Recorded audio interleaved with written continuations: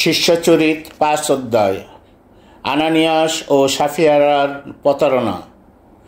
তেমনি আনানিয়াস নামে একজন লোক ও তার স্ত্রী সাফিয়ারা তাদের নিজেদের একটি সম্পত্তি বিক্রি করে দিল। কিন্তু বিক্রি করে যে টাকাটা পাওয়া গেল, আনানিয়াস তার একটা অংশ সরিয়ে রাখল। এ ব্যাপারে তার চিরসম্মতি ছিল। বাকি টাকাটা সে পেরিদ্দূতদের পায়ের কাছে এনে রাখল। কিন্তু পিতর তখন বললেন, আনানিয়াস, শয়তান এমনভাবে তোমার মনটা পেয়ে বসল কী করে যে তুমি পবিত্র আত্মার কাছে অমন মিথ্যে কথা বলতে পারলে? তুমি কিনা সরিয়ে রাখলে এই জমি বিক্রির টাকার কিছু অংশ। বিক্রি না হওয়া পর্যন্ত জমিটা কি তোমার নিজেরই ছিল না? তেমনিভাবে বিক্রি হবার পর টাকাটার উপরও কি তোমার পুরো অধিকার ছিল না? তাহলে তুমি অমন কাজ করবার কথা ভাবতে পারলে কেমন করে? মানুষের কাছে নয়, তুমি তো ঈশ্বরেরই কাছে মিথ্যে কথা বললে। এই কথা শোনা মাত্রই আনানিয়াস মাটিতে পড়ে গেল, সে মরেই গেল। এই ঘটনার কথা যাদের কানে গেল তারা সবাই কেমন যেন আতঙ্কিত হয়ে পড়ল। যুবকেরা তখনই এগিয়ে এলো, মৃতদেহটি কাপড়ে জড়িয়ে সেটি বাহিরে নিয়ে গিয়ে সমাধি দিল। ঘণ্টা ৩ পর আনানিয়াসের স্ত্রী সেখানে এসে হাজির হলো। কি ঘটেছে না ঘটেছে সে তো কিছুই জানে না। পিতর তাকে সোজাসুজি প্রশ্ন করলেন, আচ্ছা বলো তো, তোমরা কি ঠিক অত দামে তোমাদের জমিটা বিক্রি করেছিলে? সে উত্তর দিল, হ্যাঁ, ঠিক ওই দামেই। তখন পিতর তাকে বললেন, প্রভুর স্বয়ং আত্মা যিনি, তোমরা তাকে যাচাই করবে এমন মতলব তোমরা দুজনে মিলে আটতে গেলে কোন সাহসে? ওই শোনো, যারা এইমাত্র তোমার স্বামীকে সমাধি দিয়েছে তাদের পায়ের শব্দ দরজায় শোনা যাচ্ছে। ওরা এবার তোমাকেও নিয়ে যাবে। সে সঙ্গে সঙ্গে পিতরের পায়ের কাছে মাটিতে পড়ে গেল, তার মৃত্যু হলো।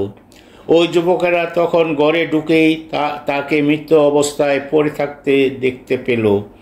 ওরা তাকে বাইরে নিয়ে গিয়ে তার স্বামীর পাশেই সমাধি দিল। ফলে মণ্ডলীর সবাই এবং এই ঘটনার কথা যাদের কানে গেল তারা সকলেই কেমন যেন আতঙ্কিত হয়ে পড়ল। বিধানাচার্য গামালিয়েল পেরিদ্দূতদের প্রাণ রক্ষা করিলেন। এই কথা শুনে মহাসভার সদস্যরা তো রেগে আগুন।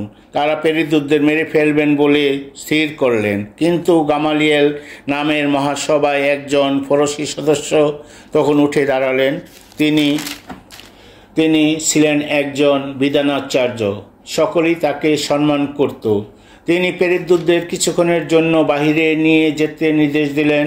তারপর তিনি সদস্যদের বললেন, শোনো ইসরায়েল মানুষেরা, তোমরা ভালো করে ভেবে দেখো, ওই লোকদের নিয়ে তোমরা কি করতে যাচ্ছ। এই তো কিছুদিন আগে থেওদাস নামে একটি লোক হঠাৎ এসে নিজেকে বিশেষ একজন বলে জাহির করেছিল এবং সচারেক লোক তার সঙ্গে যোগও দিয়েছিল। শেষে কিন্তু সে নিহত হলো আর তার সমস্ত অনুগামী চারিদিকে ছড়িয়ে পড়ল। তখন তার দলের আর কিছুই রইল না। তারপর লোক গণনার সময়ে হঠাৎ দেখা দিল গালিলিয়ার সেই যোদ্ধা। সে বহু লোককেই নিজের দলে টেনে নিল, কিন্তু সেও শেষে নিহত হলো আর তার সমস্ত অনুগামীও ছত্রভঙ্গ হয়ে পড়ল। তাই এখন আমার পরামর্শ এই যে তোমরা ওই লোকদের থেকে দূরেই থাকো। ওদের তোমরা বরং ছেড়েই দাও। ওদের এই সংকল্প, এই প্রচেষ্টা যদি মানুষের কাজ হয় তাহলে তা ব্যর্থ হবেই হবে। কিন্তু যদি তা ঈশ্বরেরই কাজ হয় তাহলে তোমরা ওদের কিছুতেই উচ্ছেদ করতে পারবে না। আর হয়তো শেষে বুঝবে তোমাদের এই সংগ্রাম স্বয়ং ঈশ্বরের বিরুদ্ধে সংগ্রাম। যিশুর বাণী প্রচারের জন্যে পেরিদ্দূতদের শাস্তি ভোগ। গামালিয়েলের এই পরামর্শ সবাই মেনে নিলেন। তারা তখন পেরিদ্দূতদের ডেকে আনলেন। তারপর তাদের বেত মারিয়ে তারা যিশুর নামে কোনো কিছু বলতে তাদের বারণ করে দিলেন।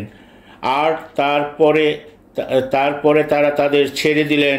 তখন যিশুর নামের জন্যে লাঞ্ছনা ভোগের যোগ্য বিবেচিত হয়েছেন বলে প্রেরিতরা আনন্দ করতে করতে মহাসভা ছেড়ে বেরিয়ে এলেন। এরপর প্রতিদিন মন্দিরে এবং বাড়িতে বাড়িতে তারা সমানে উপদেশ দিতে লাগলেন, খ্রিস্ট যিশুর মঙ্গলবার্তা প্রচার করতে লাগলেন। এই হলো প্রভুর বাণী। প্রভুর জয়।